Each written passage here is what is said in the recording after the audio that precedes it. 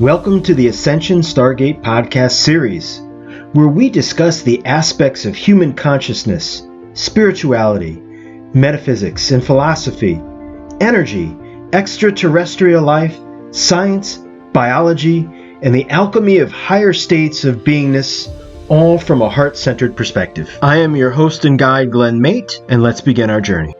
I am so excited to introduce this so very special guest that I have sitting with me today. It's an honor and a privilege to be in his presence. I have personally worked with this individual over 10 years ago, probably closer to 12 or so, which really gave me some tooth in the game to the start of my spiritual evolution. It kind of fast-tracked things. And with the wisdom that this man has, it has allowed me to unfold and flower in a way that I never thought possible. So without further ado, this is Michael Rosenbaum. And Michael Rosenbaum has been a transformational hypnotherapist and spiritual development coach for over 20 years.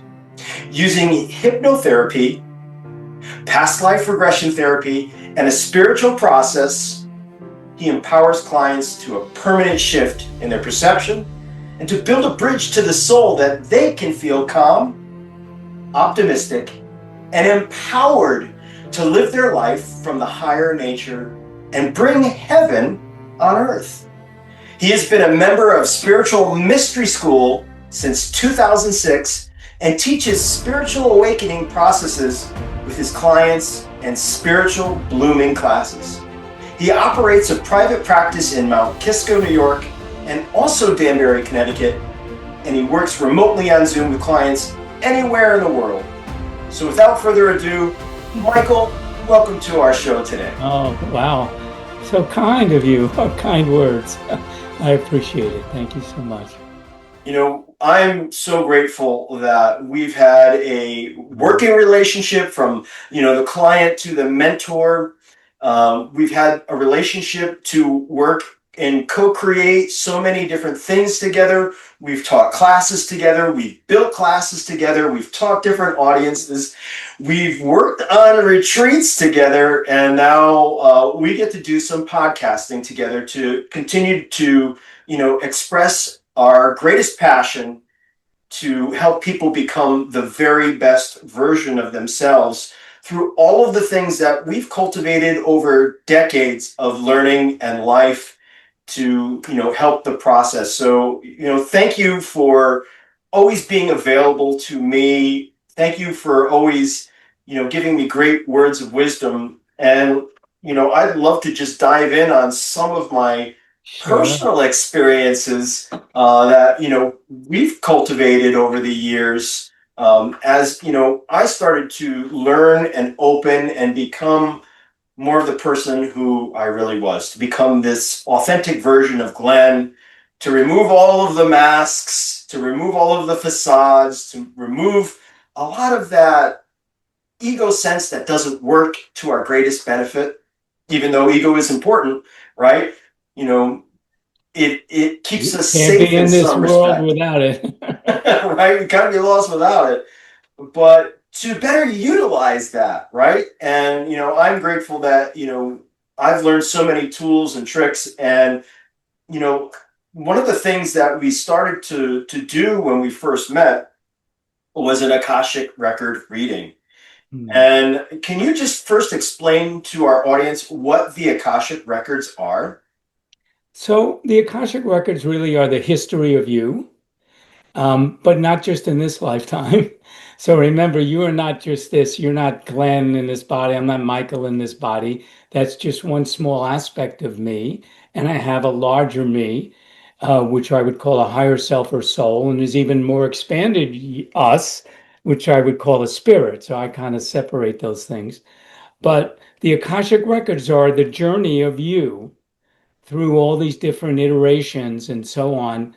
And an Akashic record reading is just the ability to look into those records, those imprints, and interpret them. And of course, it's through my eyes, through me, right? But, and the way I use it, so think of it like going back in technology when they had DVDs. I think they even do that anymore. But you used to get a little disc and it had these information on it somehow. It didn't look like anything to the naked eye, but you put them in the machine and it plays this movie, right? So in the same way, your Akashic records are these imprints, and you can tap into the right vibration, you can begin to that those things begin to become alive and aware. And I use it very specifically. So different people use Akashic record readings in different ways. So I always ask my clients to come to me with a couple of questions if they could talk to their soul or their higher self about some crossroads in their life or what they're facing or where they want to go, getting a spiritual perspective or a higher view perspective of that. And then I will then tap into whatever I'm seeing and I'll begin to give that information as it comes to me about that. And I want them to listen, not just with their ears, but with their heart and with their body, because the body feels stuff, right? What feels right and not right. Right. And just take whatever feels right to you. You're responsible for yourself. And just because it came out of my mouth doesn't make it the truth. But if it feels right to you, that maybe it is your truth. And I'm very experienced, as you know, I always like to give people an experience because that's where real wisdom is. So I'm often take them through a process during the reading to have an experience as I'm guided so they can really understand and the information so it has meaning to them. It's not just an intellectual idea, but it's actually an experience in them that they can use.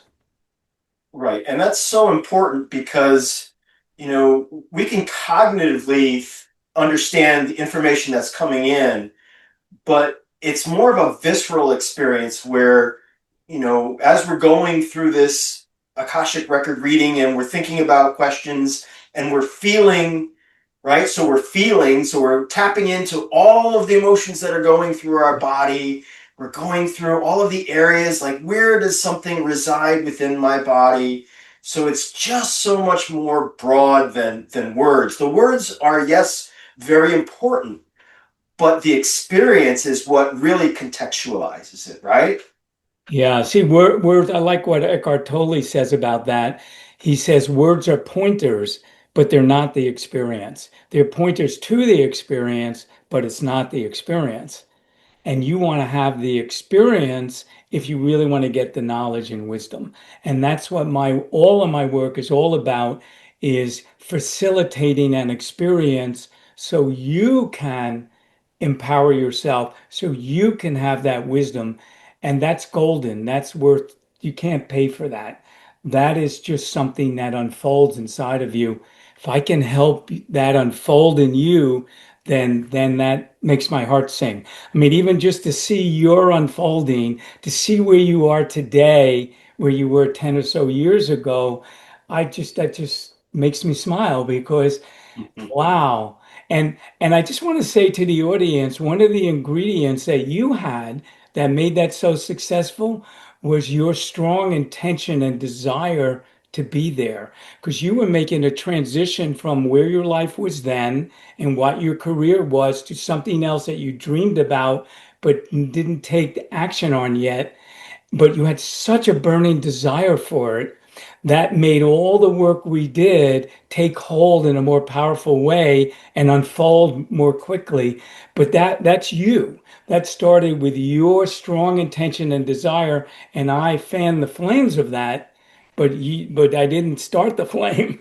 You started the flame. So for everybody listening, that's the best way to get to where you want to go is you have to get inspired inside and believe in yourself and then follow your intuition about what's right or not right. You know better than anybody else, but don't let the world beat you down or somebody else's opinion beat you down. That's why I like to do things to let you be in connection with your higher self and higher wisdom, because that's what's going to guide you better than anything Absolutely. else. Yeah. Yeah. Just so our audience knows, about 12, 13 years ago, I walked into uh, Michael Rosenbaum's home and office and said, hey, I'm a career fireman, but I've had some of these, unique experiences, and I feel this desire to learn more, to know more. How do I get from A to, I don't even know where B is or what B may look like. And it was the step in. Now I had read lots of books, and I was starting to dip into certain things, but it was the guidance that Michael brought through, connecting me to my higher self, to my soul, to start to figure out what is this blueprint of life that I'm supposed to follow, or how do things unfold, or how do I, work on manifesting the life I really want in transition from, the hustle and bustle and fast-paced life of a career firefighter to someone who's spiritual and teaching and heart-centered. That's a kind of a stretch for right for most people.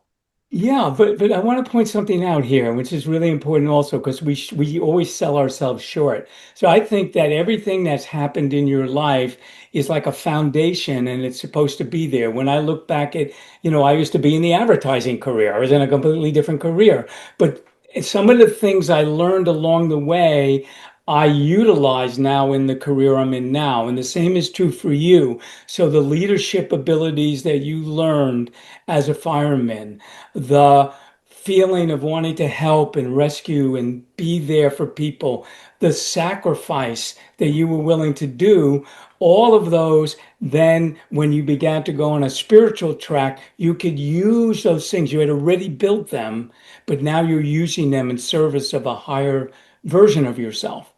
So I think everybody has those things, um, and they're important. And with your burning desire to be somewhere else, right, and use that, and even though you didn't know where it was, and I could maybe see that more clearly, but still, you had built the foundation to allow that to unfold in the unique way for you already, and that's true for everybody. So don't sell yourself so short. Just because you haven't been doing that doesn't mean you haven't in some way been cultivating that. And we're not even talking about how many past lives you lived where you cultivated that, right? Right. If people don't remember. So, Right. And, as we go through these iterations of ourselves in time through past life regression, we learn little aspects about ourselves, right? What were the things that we were experiencing? What parts and pieces in historical time were we living, and how were we living? Were we a male? Were we a female? Were we a child? Did we have an early death? Did we make it to an old age? All of these things bring more information into who we truly are, because, we understand through quantum physics that, we experience Earth time in a linear fashion. But the reality of this is there's only one moment of now, right? That everything is happening simultaneously, instantaneously, and we are always looking at something from the perspective of the now moment. absolutely Right? true. Absolutely true. In fact, knowing that, you could say it's not really a past life, it's a parallel life. Mm. That's a way of looking at it. And it's true. So once you shift, if I do a past life regression for healing for somebody, right? Usually what's being healed is a faulty perception and belief that got created in another lifetime for whatever reason that's bleeding through into this lifetime, because it is all happening now. Mm. But once you transform that, it transforms it not only in that other lifetime, but in this lifetime and in future lifetimes. It all happens simultaneously.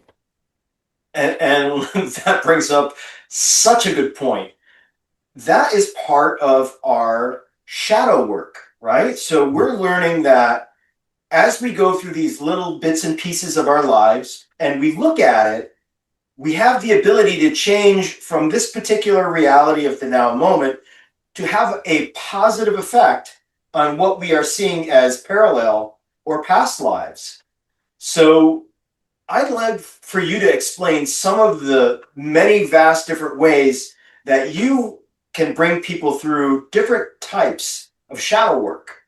Okay, and so shadow work is really looking at the parts of you that are in a way sabotaging you. The parts of you we say, oh, I want to be connected to my higher self. Oh, I want to be compassionate. Oh, I want to be loving. I want to be of service and so on. Fabulous. But what about the parts of you that don't want to do that? That people don't want to look at? They want to hide, they want to push it down. And my experience over doing this for 20 plus years is that that doesn't go away. It just goes underground into the unconscious and it will come up again, I promise you, until you face it.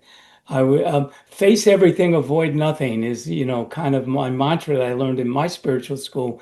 So the more you can face the darker parts or the counterproductive or the not so nice yous, right? The more light can come in.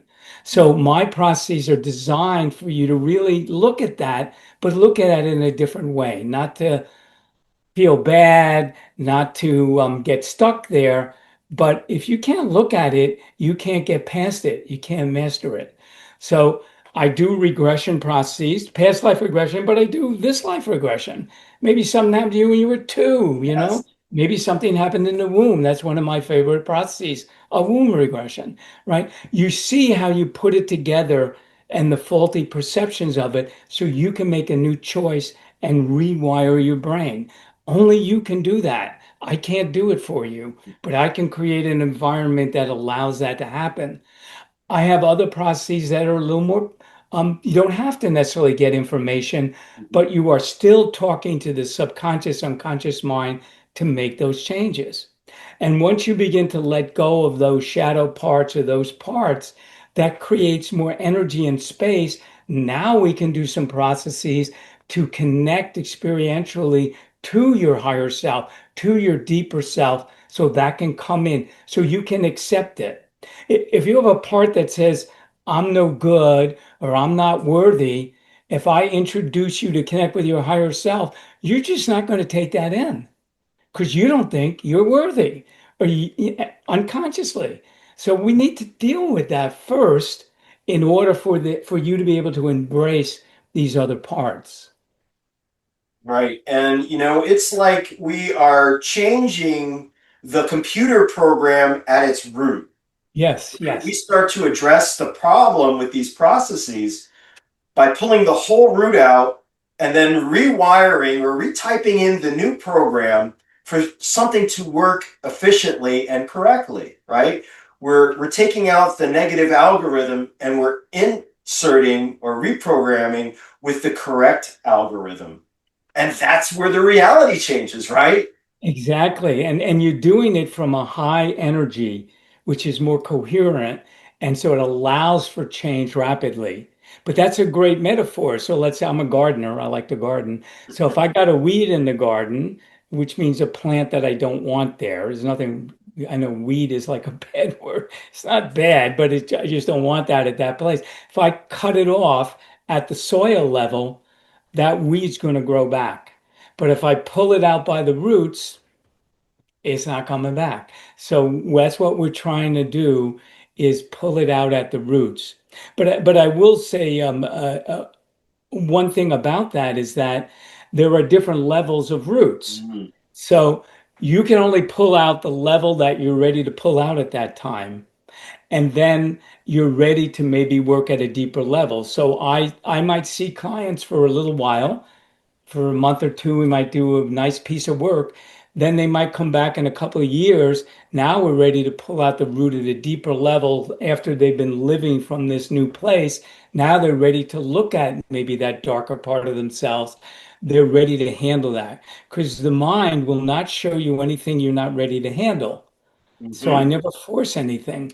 We let's see what your mind wants to show you, and then we work with it to help release that. but life is a process. And then another level comes up. And I'm sure you've seen that, even after we did our work together, you went on to study with other people, do things. You kept looking at other and other parts of yourself, like I have with myself. And then you just grow bigger and bigger, more and more light can come in. And after a while, when you get hip to it and you realize that those dark things are not bad things, I bring them on. I want to see those triggers. I want to see it because that's what's holding me back. I love it when that happens. I feel like that's an opportunity for me to let more light in and grow because I know how to work with it. The problem is people haven't been shown how to work with it.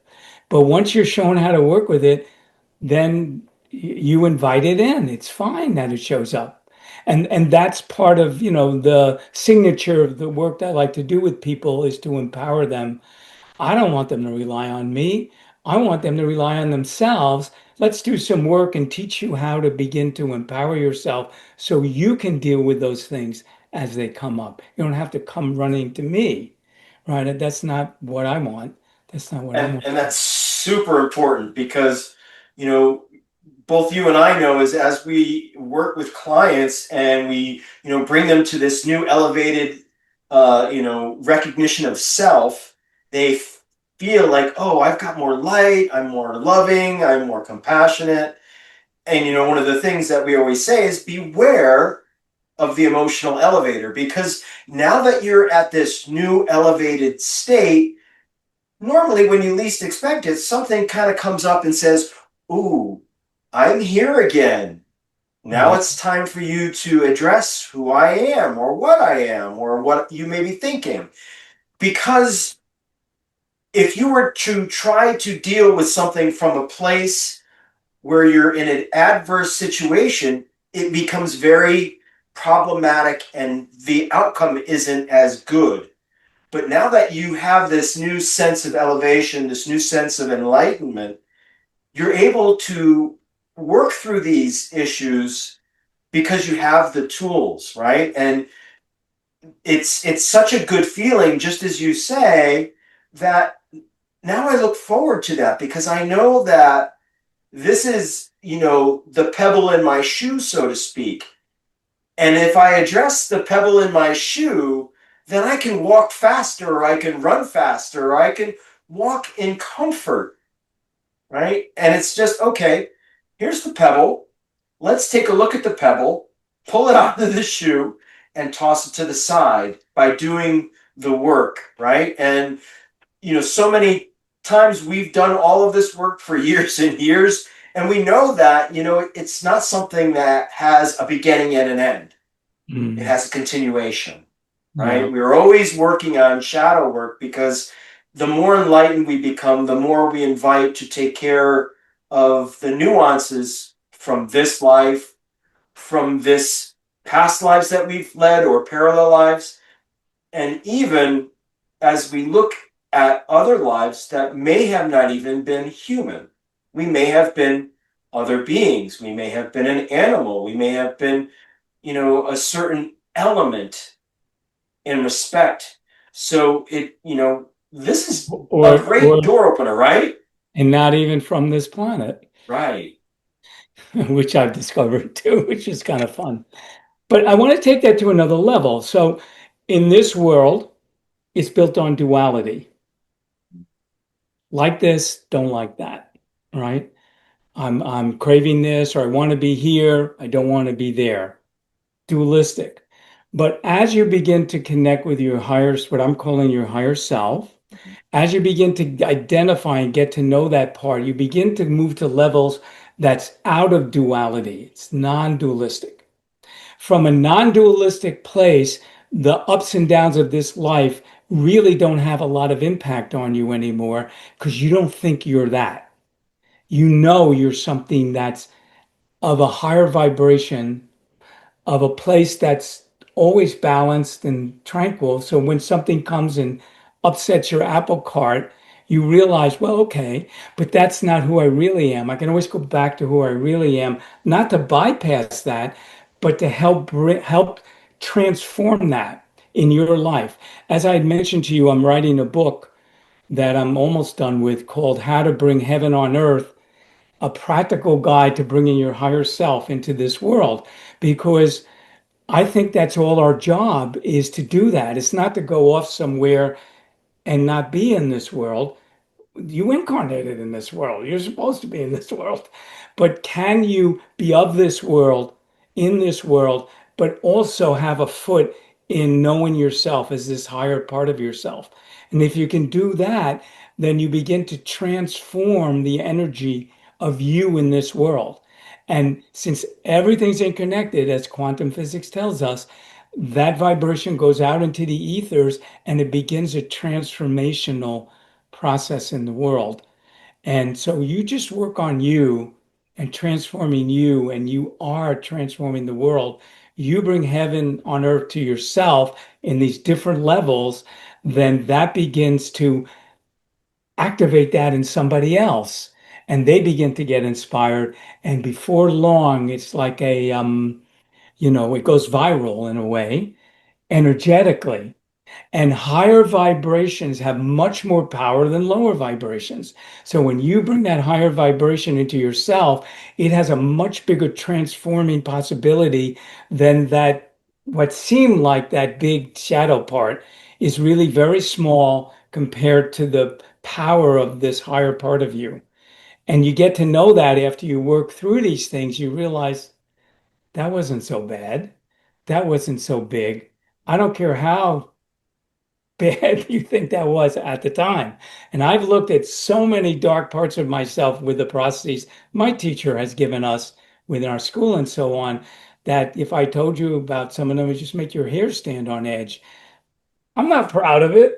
But on the other hand, facing it and looking at it and dissolving it allows me to have all these incredible expanded experiences, which really enliven my life.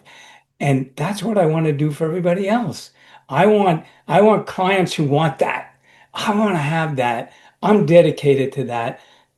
That's the client I want. That's who I want to work with because I can really be of service to that person. Right. And you're offering workshops. I've Mhm. been afforded to be to some of these workshops, and do a lot of private one-on-one work with Michael over the, years and years of learning and working together.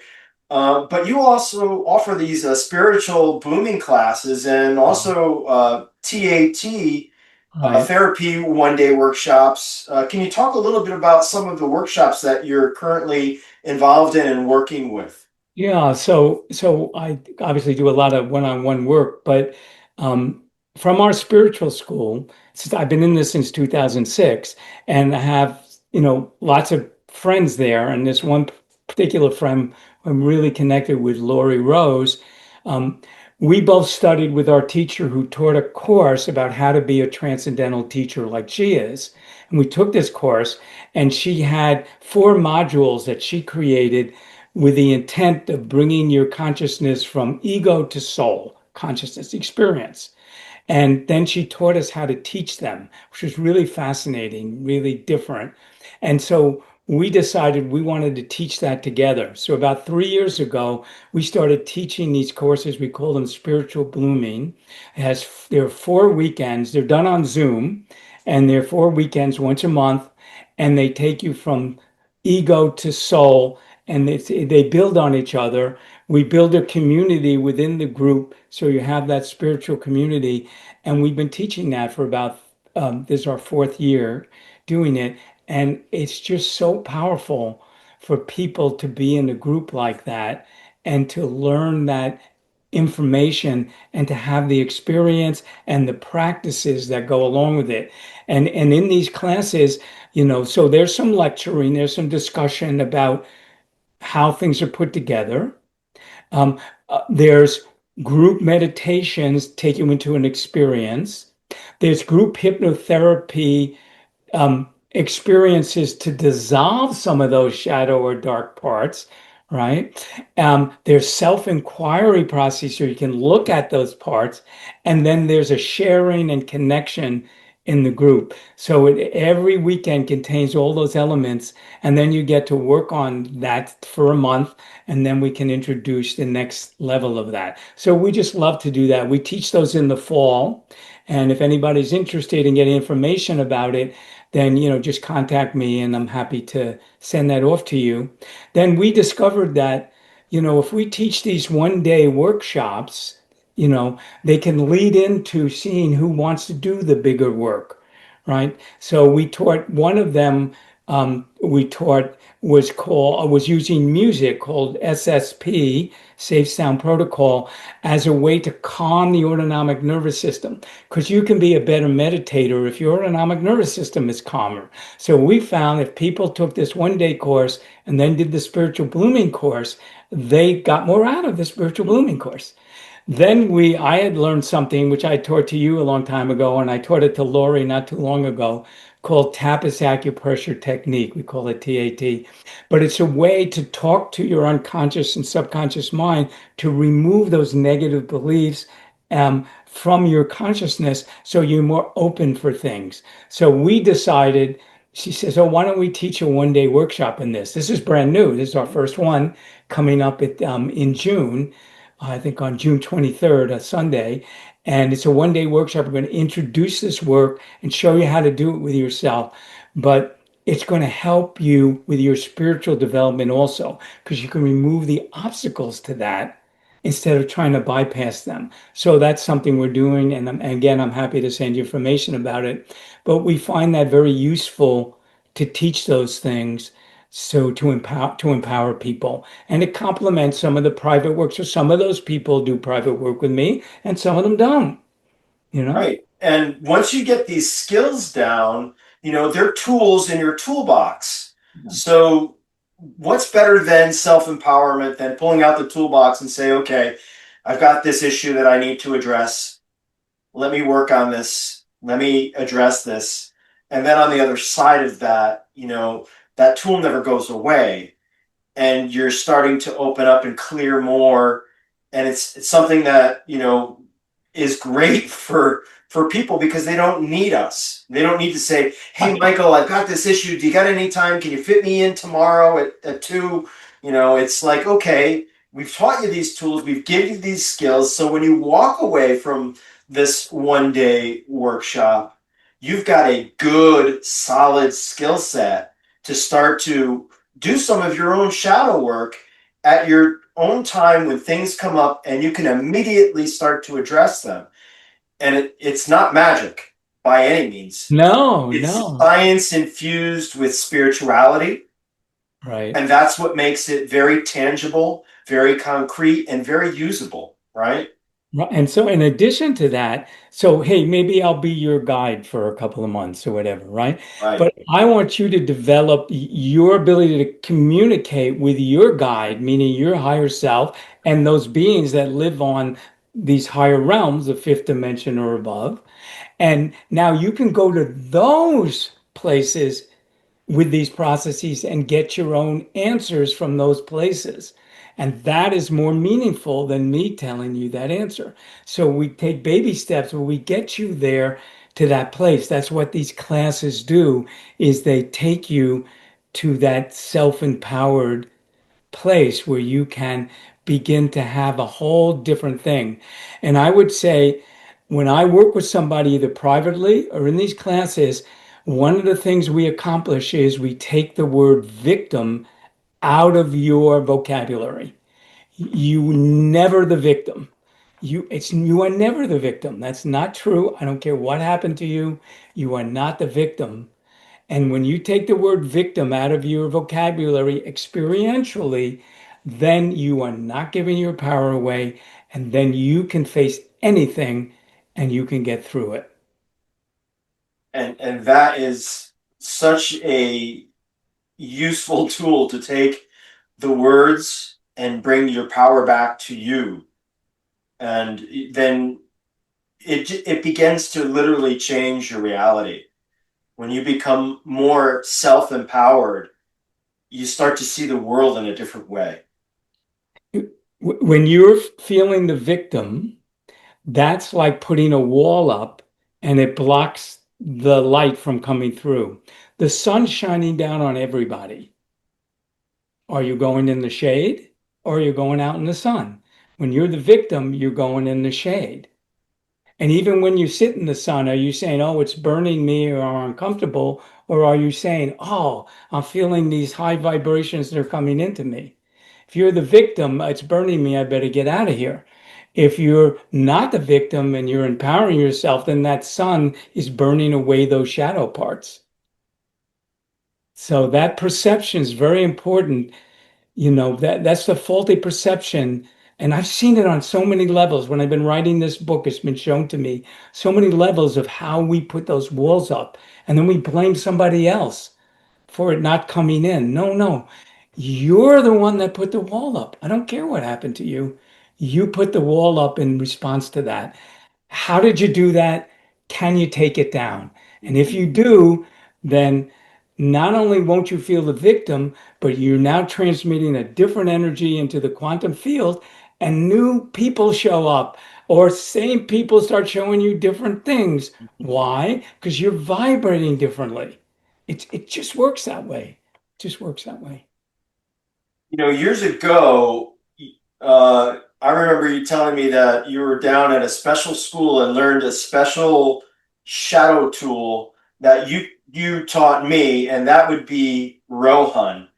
Right. Do you want to add a little bit about the Rohan practice? Because I found that so beneficial in my life, and helping remove some of the victimhood where I had some victim issues around myself, and just to expand and release. Do you want to talk about that just a little bit? Sure, sure. It's if you're dedicated, I really want to look at those parts. I don't want to be the victim. I don't want to have the shadow rule me. Rohan is like a rotor-rooter that goes into every chakra and helps you discover and release the energy and the vibration of that so you can bring something in different.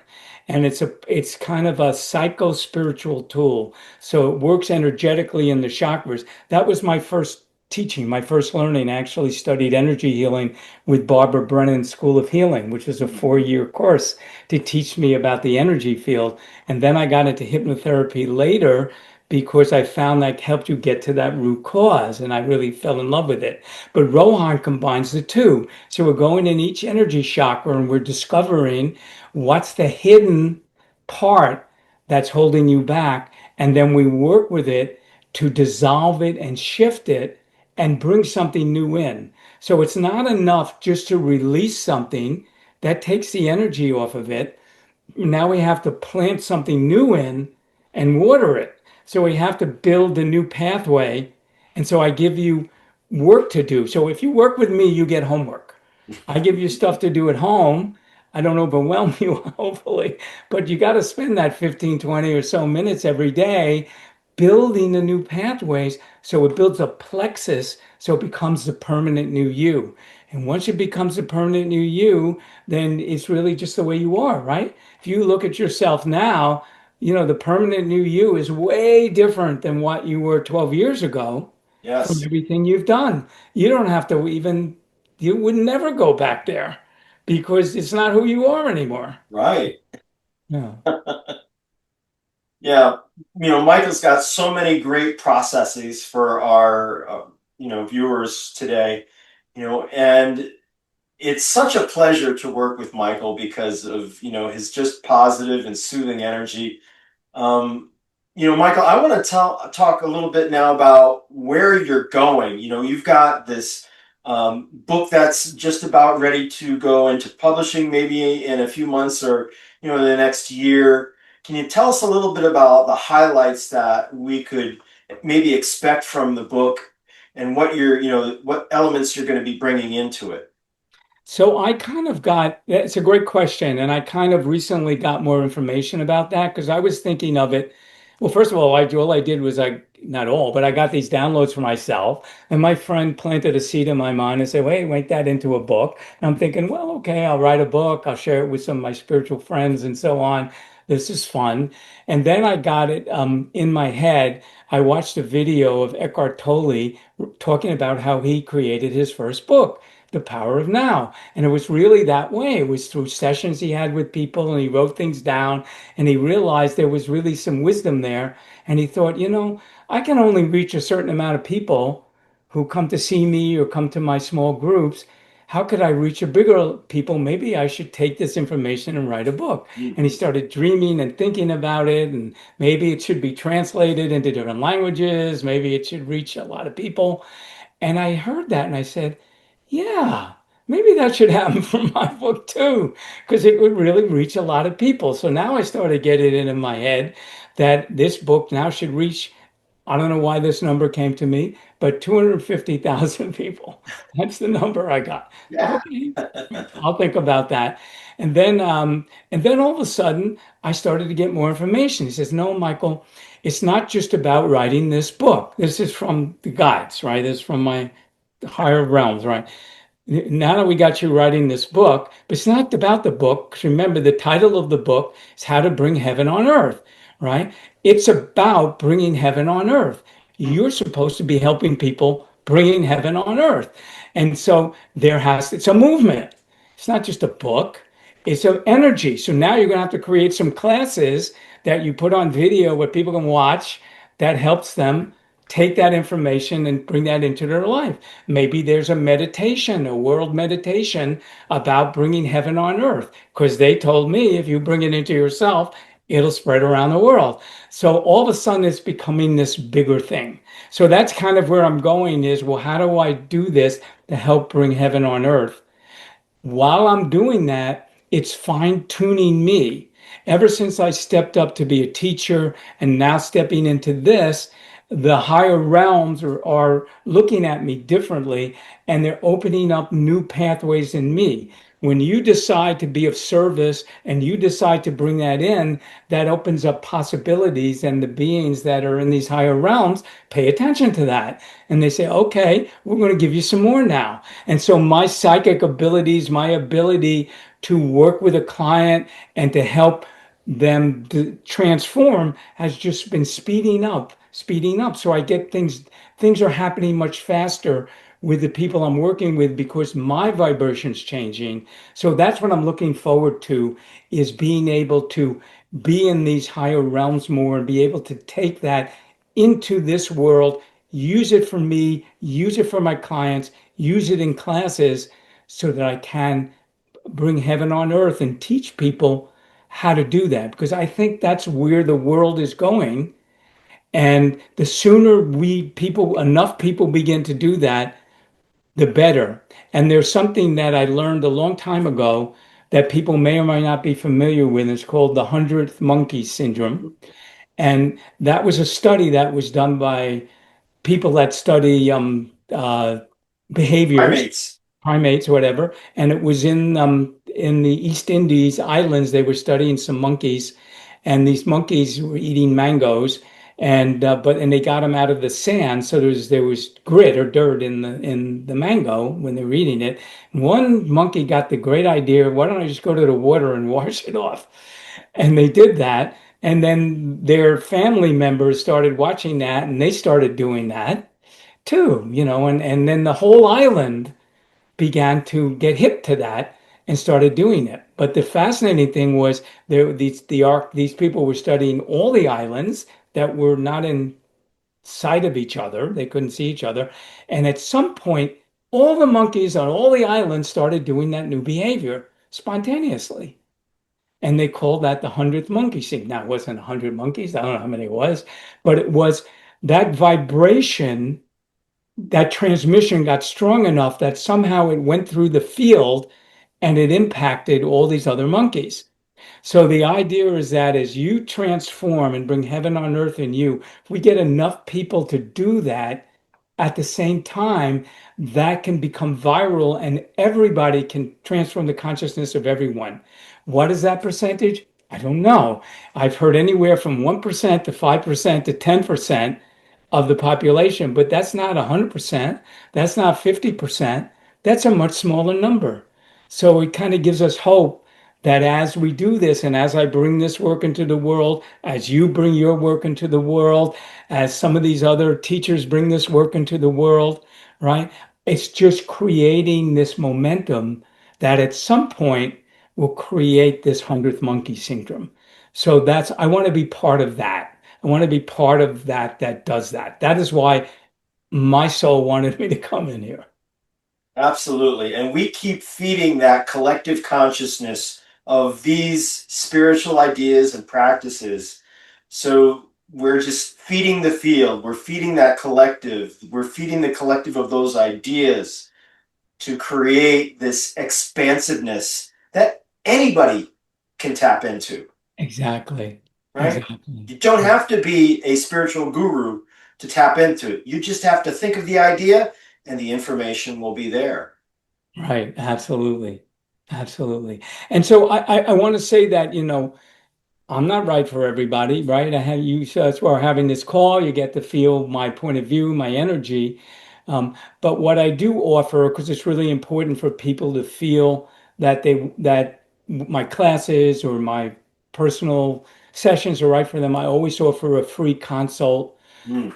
to talk about what it is they're trying to achieve. We can talk about it. I can see if I feel like I can be of help, and I can discuss how I might be, and then you can feel whether that's a good fit for you. If it is, we can accomplish miracles. If it isn't, go find someone else. That is the right fit. There will be somebody that is the right fit. Right. Michael, it's always a pleasure to spend some time with you and sharing all of the great knowledge. Do you have anything else that you'd like to add with us today? Yeah, I just want to have people get inspired here because from my point of view, we all started in the oneness, and then there was a split. Our spirit split off. And your spirit, everybody's a unique spirit. There's no one like you. And you're a unique expression of the oneness in a unique package. And everybody has that. I don't care who you think you are. I don't care if you don't think you're so great or whatever. That's just your ego talking. You have this package, and you are a unique expression of the absolute. And you can learn to express that in the world. That's what we came here to do, was to learn how to express that for ourselves and for the world. And everybody can do that. There is nothing special about me. I am just like you, but I'm my unique version of it. And you can unfold that for yourself. So please believe in yourself and find the processes, the people, the classes, whatever it is that's going to help you unfold that, because it's absolutely possible. I've seen it over and over again. Been doing this work for a long time, and it's totally possible for you too. Absolutely. Michael, thank you so much for sharing those words and your insights with us today. Again, I am so grateful for our relationship, for our working relationship, and for all the future things that we have planned that just haven't come to fruition quite yet, but they will, because we know they are. Yeah. So thank you for spending some time with us. You can find all of Michael's information embedded into this video, and you can also find it in the write-up. So please, if you'd like to work with Michael, contact him. He's just the most wonderful human being. Thank you for watching the Ascension Star Gate podcast series with Michael Rosenbaum today. Thank you, and we'll see you on the next episode. Have a great one. Namaste.